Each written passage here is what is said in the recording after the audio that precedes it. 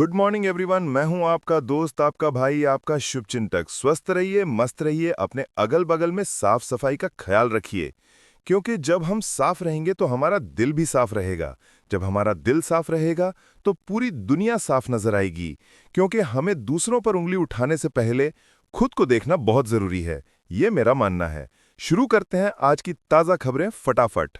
भारत का क्रिकेट धमाका। इंडिया ने वेस्टइंडीज के खिलाफ दूसरे टेस्ट मैच में अपनी पहली पारी 518/5 पर डिक्लेयर की। यशस्वी जायसवाल ने जबरदस्त 175 रन्स बनाए और शुभमन गिल ने 129 नॉटआउट के साथ इनिंग्स को मजबूत बनाया। अब भारत जीत के बहुत करीब है और फैनों में उत्साह चरम पर है। दिल्ली में गिरती इमारत से अफरा तफरी। उत्तम नगर के एरिया में एक अंडर कंस्ट्रक्शन बिल्डिंग का हिस्सा अचानक गिर गया। इस दुर्घटना में 33 साल की महिला की मौत हो गई और उसकी 5 साल की बेटी घायल है। पुलिस ने बिल्डिंग ओनर के खिलाफ केस दर्ज कर लिया है और इन्वेस्टिगेशन जारी है। दीपिका पादुकोण का बड़ा कदम। बॉलीवुड एक्ट्रेस दीपिका पादुकोण अब बनी है भारत की पहली मेंटल हेल्थ एम्बेसडर। सरकार ने उन्हें सम्मानित करते हुए कहा, देश में मेंटल हेल्थ को लेकर उनका योगदान लाजवाब है। दीपिका ने कहा, मैं हर यूथ तक पॉजिटिव मैसेज पहुंचाना चाहती हूं। माटीकला महोत्सव का रंग। लखनऊ में माटीकला महोत्सव का शुभारंभ हुआ। यहां देश भर के कुम्हार अपनी मिट्टी की कलाकृतियां दिखाने आए हैं। इस बार ऑनलाइन सेल भी शुरू की गई है ताकि हर आर्टिस्ट का काम देश के कोने कोने तक पहुंचे। इंडिगो का नया सफर। इंडिगो एयरलाइंस ने अनाउंस किया है कि दिल्ली से चाइना के ग्वांगजू के लिए डेली फ्लाइट 10 नवंबर से शुरू होगी। ये दोनों देशों के बीच 5 साल बाद पहली डायरेक्ट फ्लाइट होगी, जिससे व्यापार और टूरिज्म दोनों को फायदा होगा। दोनों तरफ के बिजनेसमैन ने इस फैसले का स्वागत किया है। पावर ग्रिड के शेयर्स में धमाका। आज के बाजार में पावर ग्रिड कॉर्पोरेशन के शेयर्स ने जबरदस्त उछाल दिखाया है। मार्केट एक्सपर्ट्स के मुताबिक ये परफॉर्मेंस कंपनी के नए रिन्यूएबल एनर्जी प्रोजेक्ट्स के कारण है। इन्वेस्टर्स ने इस न्यूज पर खुशी जाहिर की। भारत की रेड लिस्ट लॉन्च।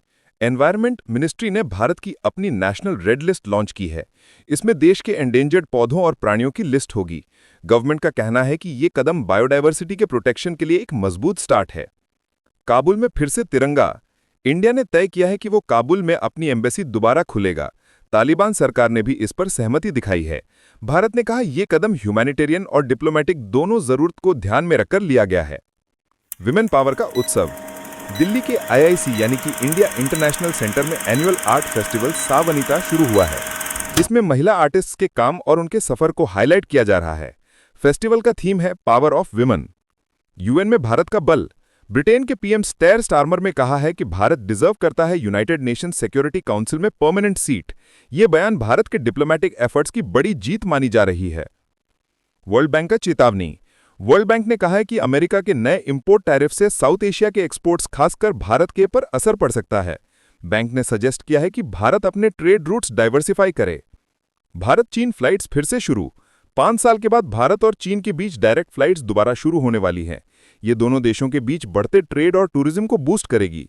दोनों तरफ के बिजनेसमैन ने इस फैसले का स्वागत किया। पंजाब बाय इलेक्शन की घोषणा। इलेक्शन कमीशन ने डिक्लेयर किया है कि पंजाब के तरन तारण सीट पर 11 नवंबर को बाय इलेक्शन होगा। पॉलिटिकल पार्टीज ने अपने कैंपेन्स शुरू कर दिए हैं और माहौल गर्म हो गया है। मोदी ने मोबाइल कांग्रेस लॉन्च किया। पीएम नरेंद्र मोदी ने दिल्ली के यशोभूमि में इंडिया मोबाइल कांग्रेस 2025 का इनॉग्रेशन किया। उन्होंने कहा कि 5G और डिजिटल टेक्नोलॉजी भारत के फ्यूचर को नई दिशा दे रही है। तालिबान प्रेस मीट पर विवाद। दिल्ली में तालिबान के फॉरेन मिनिस्टर की प्रेस मीट में किसी भी महिला जर्नलिस्ट को नहीं बुलाया गया था। इस पर भारत सरकार ने कहा कि इस इवेंट में हमारा कोई रोल नहीं था। मीडिया सर्कल्स में इस पर तीखी प्रतिक्रिया आई। राजस्थान में जासूसी केस। अलवर में एक व्यक्ति को भारत के खिलाफ जासूसी करने के आरोप में गिरफ्तार किया गया था। पुलिस के मुताबिक उसने सेंसिटिव इंफॉर्मेशन पाकिस्तान भेजने की कोशिश की थी। सिक्योरिटी एजेंसीज ने पूरा नेटवर्क ट्रेस कर लिया था। दिल्ली की हवा फिर से जहरीली। सर्दी के आते ही दिल्ली का AQI पुअर कैटेगरी में पहुंच गया है। पोल्यूशन कंट्रोल बोर्ड ने कहा है कि कंस्ट्रक्शन डस्ट और व्हीकुलर एमिशन इसके मुख्य कारण हैं। लोगों को मास्क पहने और सफर कम करने की सलाह दी गई है। Cough syrup scandal. Madhya Pradesh में बच्चों की मौत के कफ सिरप केस में CAG यानी कि कंट्रोलर ऑडिटर जनरल ने बड़ी खरीद में इरेगुलरिटीज पकड़ी हैं। सरकार ने इंक्वायरी टीम बनाई है। पीड़ित परिवारों ने न्याय की मांग की है। एजुकेशन में नए बदलाव। स्कूल और कॉम्पिटिटिव एग्जाम्स के लिए नए नियम जारी किए गए हैं। अब बोर्ड एग्जाम शेड्यूल दिसंबर तक फिक्स किया जाएगा।